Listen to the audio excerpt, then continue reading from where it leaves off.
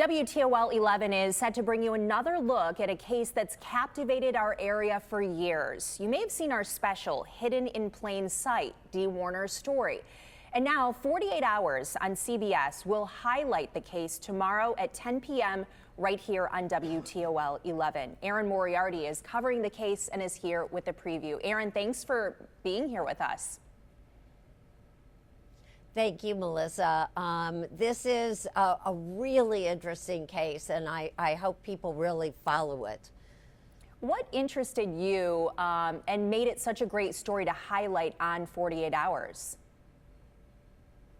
I think this case illustrates how difficult it is for a family when a member of that family disappears, and they become of the belief that someone close to her, in this case Dee's husband, was involved.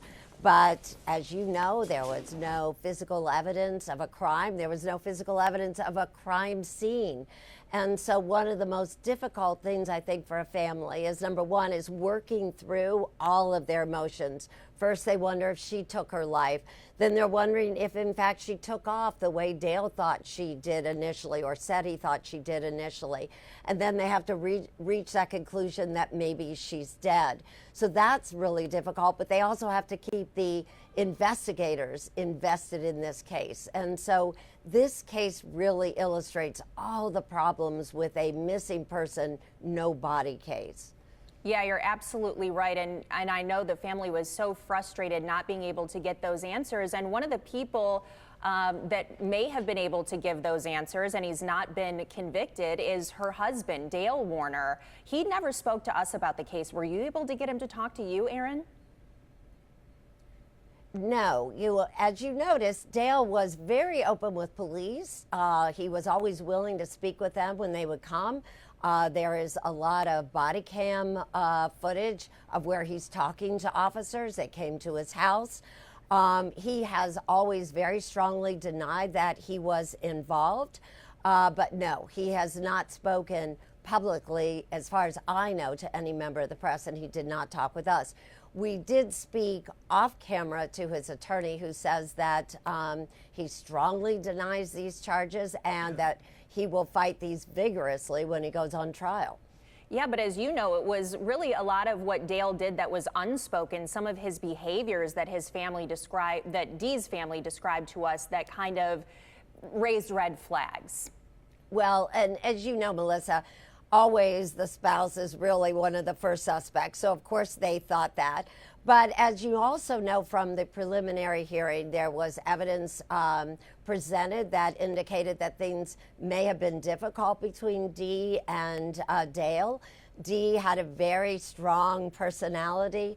Her brother told us that for a long time he thought she would cause some of the problems, but at what he learned after she disappeared, he began to see that, in fact, he believed that that she might have even been abused in the relationship.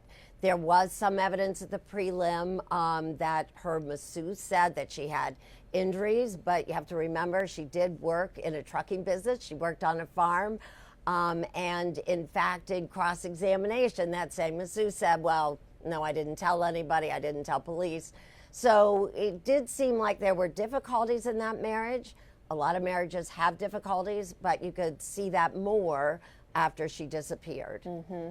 One of the things that I think was just so explosive, of course, is where Dee's body was found in a tank right there within the properties. We called our special Hidden in Plain Sight, and you're calling yours the no body case of Dee Warner. I take that to mean that you found it also significant that Dee was there pretty much in plain sight the entire time. You know, I did not expect that development at all. You kind of hope when you start on a case like this. When I started on it, it was a no body case, and we were going to, as we covered the prelim. But I just want to tell you why it was really shocking to me was just last summer, I was standing out in the field with Greg, Dee's brother, and we are talking about all the places he looked and all the possibilities of where she may be, and the thought probably that she was buried somewhere. I think he believed that somewhere, and how much. And then 3 weeks later, to find out that just 100 yards behind me was where she was. That just gave me chills. The idea that all along when I was standing there, she was behind in that shed, in that tank.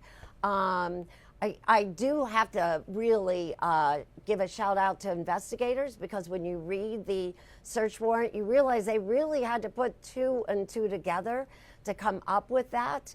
And so I do believe that really good investigation was done in this case, and that investigators did not give up on trying to find Dee and what happened to her. Erin Moriarty, we appreciate your eyes on this case and your expertise and your investigative journalism on this case that's been so important to our area. We appreciate it. And you can watch 48 Hours, their special, The No Body Case of Dee Warner, Saturday night at 10 right here on WTOL 11.